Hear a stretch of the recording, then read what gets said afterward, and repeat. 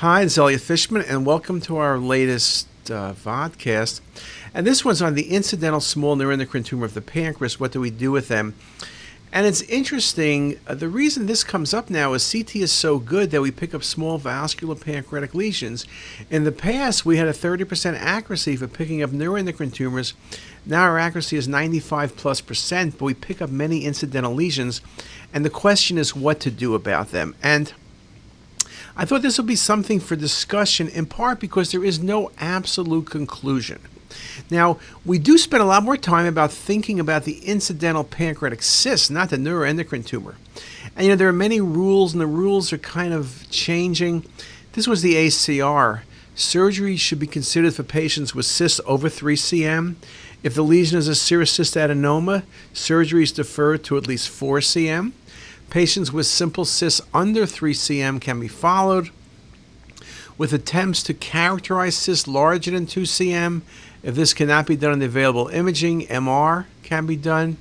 Cysts under a centimeter cannot be further characterized by imaging, but can be followed up less frequently, and perhaps in older patients with comorbidities, don't follow them at all. Now, of course, the reason we follow cysts is we worry about IPMNs developing malignancies, this whole idea about premalignant nodules, this whole idea about dysplasia is one of the important topics in pancreas. But we're not going to address that topic today. We're going to talk about neuroendocrine tumors. Small percent of all pancreatic neoplasms, and some are functioning and some are not, and perhaps we should say they're all functioning. Some are hyperfunctioning and some are not. The local invasiveness of the tumor will vary. Some may be syndrome related, like MEN1, and surgery is the typical treatment of choice. Article by Rossi, 33 patients suspected of having a functioning tumor of the pancreas were studied with CT, 31 cases confirmed surgically.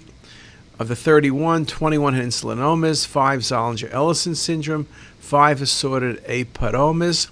CT was positive in 71% of cases, negative in 29%. 22% of them were false negative, and 6.4% true negative. And we are getting better. This was 1985, and this was really impressive because most people were reporting 30 to 40% accuracy. But now remember, with thinner sections, faster scanning, dual phase imaging, we pick up neuroendocrine tumors incidentally.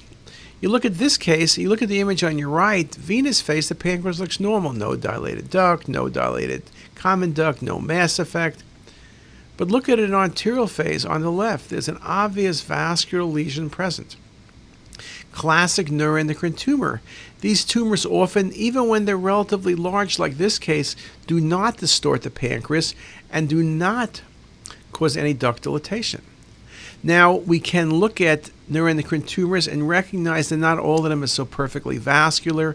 They can be cystic, as in this lesion in the tail of the pancreas, or this lesion in the head of the pancreas with hypervascular changes, nodularity, and cystic changes, or in this case, we're a large neuroendocrine tumor with liver metastasis.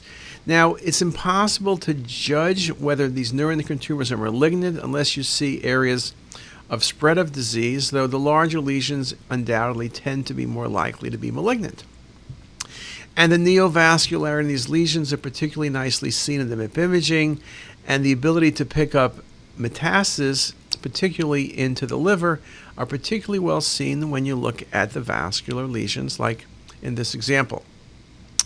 Now, when we talk about pancreatic neuroendocrine tumors with presentation, we talk about insulinomas and patients present with hypoglycemia, gastrinomas, ulcer disease, leukocytomas, VIPomas, somatostatinomas.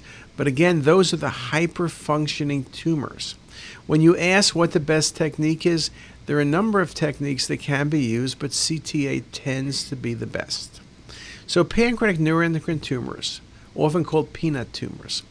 Incidental findings, as 70% of the lesions are non-functioning. The frequency of detection of the incidental neuroendocrine tumor is based on the protocols you use, multi-phase acquisition, and contrast rate and timing.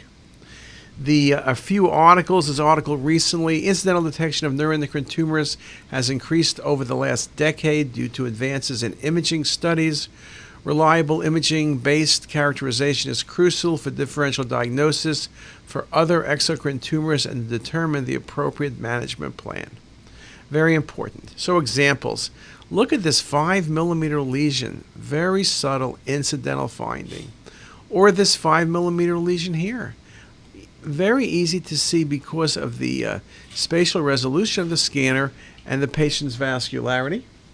It's a very, very nice example of that. And you can see it on these images, or you can see it as well as on the 3D MIP reconstruction. Often the MIP reconstruction, particularly in the liver, will see sites of metastasis, but sometimes it's very easy to walk by small tumors, particularly you're not looking for them, and they're very tiny. At times it can be confused with a mesenteric vessel. Or this example here where, it's hard. There's actually a small tumor in the tail of the pancreas. It's cystic with an enhancing rim. Very easy to overlook that tumor. So there is a spectrum of involvement of these lesions. Okay, so now we're saying we can pick up small neuroendocrine tumors, and these very tiny ones are typically non-functioning, though to be fair, insulinomas average 1.1 centimeters, so they're pretty small. But what about these non-functioning or non-hyperfunctioning lesions? Certain thoughts. All tumors greater than 2 centimeters should be resected, typically with a focal anatomic resection, including negative margins and regional lymph nodes. The question is, what about a centimeter or less? Those 2 examples of small tumors I showed you, can they be followed? Well, some studies suggest that short-term follow-up is indeed a good strategy, though others say perhaps you should do enucleation for these smaller tumors. The question is, you do enucleation, you're not going to do a lymph node dissection. But again, the size make a difference. Enucleation, tumor recurrence after enucleation is one concern. One series demonstrated an 8% risk of recurrence after enucleation of small incidental neuroendocrine tumors with less than 5 years follow-up. The precise size threshold whereby enucleation may be safely performed for non-functioning neuroendocrine tumors is therefore unclear. In this article by Farrell, he made the point about the problem with predicting clinical behavior of tumors. Neuroendocrine tumors that behave aggressively with a malignant course may have bland cytologic features, while some tumors with previously described malignant features may behave in a benign or indolent fashion. So again, it's somewhat tricky. Article by Herrera suggested that non-functioning asymptomatic neuroendocrine tumors under 2 cm with a Ki-67 index of under 2 carry a low risk of metastasis and can be observed, especially in older patients. However, because metastasis may occur with smaller neuroendocrine tumors, physicians should consider patient's age, location of the tumor, risk of operation to determine whether the patient should be operated on or whether the patient should be followed. Again, it's somewhat of a challenge. Again, this whole idea with these new markers being developed, can we be more accurate in predicting who will versus who will not recur? So that indeed is very important. So I've left you maybe with more questions than answers. I think people feel comfortable under 1 cm watching if it's non-functioning, but there's no precise science in that. The smaller the lesion, the less likely it is to metastasize, but it's not perfect. This whole idea about surveillance strategies is something that's evolving. Once a tumor is functioning, I think no one is going to argue it needs to be removed. It gets rid of the symptomatology, and the functioning tumors are the ones that are more commonly going to be malignant. So with that, I'll stop there, and if you have any questions, raise your hand and we'll answer them.